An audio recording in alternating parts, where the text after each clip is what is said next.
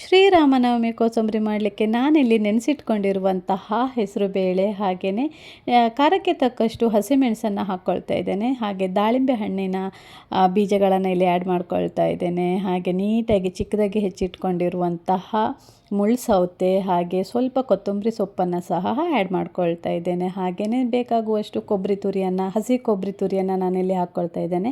ಸಾಲ್ಟನ್ನು add ಮಾಡ್ತಾ ಇದ್ದೇನೆ, ಅದನ್ನು ಬಡಿಸುವಾಗ ಕೂಡ ಹಾಕ್ಕೊಳ್ಬೋದು. ಸೊ ಬ್ಲ್ಯಾಕ್ ಪೆಪ್ಪರ್ ಪೌಡರ್ ಹಾಗೆ ಒಂದು ಅರ್ಧ ಲಿಂಬುವನ್ನು ಹಿಂಡ್ಕೊಳ್ತಾ ಇದ್ದೇನೆ. ಸೊ ಸಾಲ್ಟನ್ನು ಮೊದಲಿಗೆ ಹಾಕಿದರೆ ನೀರು ಹೊಡೆಯೋ ಚಾನ್ಸಸ್ ಇರುತ್ತೆ, ಬಡಿಸುವಾಗ ಕೂಡ ಹಾಕ್ಕೊಳ್ಬೋದು. ಹೀಗೆ ಮಾಡಿ ಒಂದು ಸಲ ಮಿಕ್ಸ್ ಮಾಡಿದರೆ ನಮ್ಮದು ಪಟಾಪಟ್ ಅಂತ ಶ್ರೀರಾಮನವಮಿ ಸ್ಪೆಷಲ್ ಕೋಸಂಬರಿ ತಿನ್ನಲಿಕ್ಕೆ ರೆಡಿ ಆಗುತ್ತೆ. ಅದೇ ರೀತಿ ಇನ್ನೊಂದು ರೆಸಿಪಿಯನ್ನು ಸಹ ನಾನಿಲ್ಲಿ ಮಾಡ್ತಾ ಇದ್ದೇನೆ. ಸೊ ನಾನು ಮಜ್ಜಿಗೆ ಶ್ರೀರಾಮನವಮಿ ಸ್ಪೆಷಲ್ ಮಜ್ಜಿಗೆ ಮಾಡ್ತಾ ಇದ್ದೇನೆ. ಮಾಡಲಿಕ್ಕೆ 1 ಬೌಲ್ ಆಗುವಷ್ಟು ನಾನಿಲ್ಲಿ ಮೊಸರನ್ನು ತಗೊಂಡಿದ್ದೇನೆ. ಈ ಮೊಸರಿಗೆ ನಾನು ಹಸಿಮೆಣಸು ಶುಂಠಿ ಮತ್ತು ಕೊತ್ತಂಬರಿ ಸೊಪ್ಪನ್ನು ಜಜ್ಜಿ ಇಟ್ಕೊಂಡಿದ್ದೇನೆ, ಅದನ್ನು ಇಲ್ಲಿ ಆ್ಯಡ್ ಮಾಡ್ಕೊಳ್ತಾ ಇದ್ದೇನೆ. ಹಾಗೆ ಬೇಕಾಗುವಷ್ಟು ಸಾಲ್ಟ್ ಜಾಸ್ತಿ ಬೇಕಂದರೆ ಜಾಸ್ತಿ ಹಾಕ್ಕೊಳ್ಬೋದು. ಹಾಕಿ ಬೇಕಾಗುವಷ್ಟು ನೀರನ್ನು ಇಲ್ಲಿ ಒಂದು ಸಲ ಹಾಕ್ಕೊಳ್ತಾ ಇದ್ದೇನೆ. ಹಾಕ್ಕೊಂಡು ಮಿಕ್ಸ್ ಮಾಡ್ಕೊಳ್ಬೇಕು, ನೀಟಾಗಿ ಮಿಕ್ಸ್ ಮಾಡಬೇಕು, ಫ್ಲೇವರ್ ಬಿಡಬೇಕದು. ಸೊ ನೀಟಾಗಿ ಮಿಕ್ಸ್ ಮಾಡಿದ ನಂತರ ನಾವಿಲ್ಲಿ ಫಿಲ್ಟರ್ ಸಹ ಮಾಡ್ಕೊಳ್ಬೋದು. ನಾನಿಲ್ಲಿ ಫಿಲ್ಟರ್ ಮಾಡ್ಕೊಳ್ತಾ ಇದ್ದೇನೆ.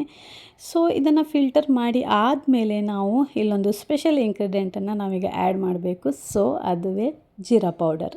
ಸೊ ಒಂದು ಸಲ ಜೀರಾ ಪೌಡರ್ ಹಾಕಿ ಅದ್ರ ಮೇಲಿಗೆ ಕೊತ್ತಂಬರಿ ಸೊಪ್ಪನ್ನು ಉದುರಿಸಿದರೆ ನಮ್ಮದು ಇವತ್ತಿನ ಸ್ಪೆಷಲ್ ಶ್ರೀರಾಮನವಮಿಯ ಸ್ಪೆಷಲ್ ಮಜ್ಜಿಗೆ ರೆಡಿ ಆಗ್ತದೆ.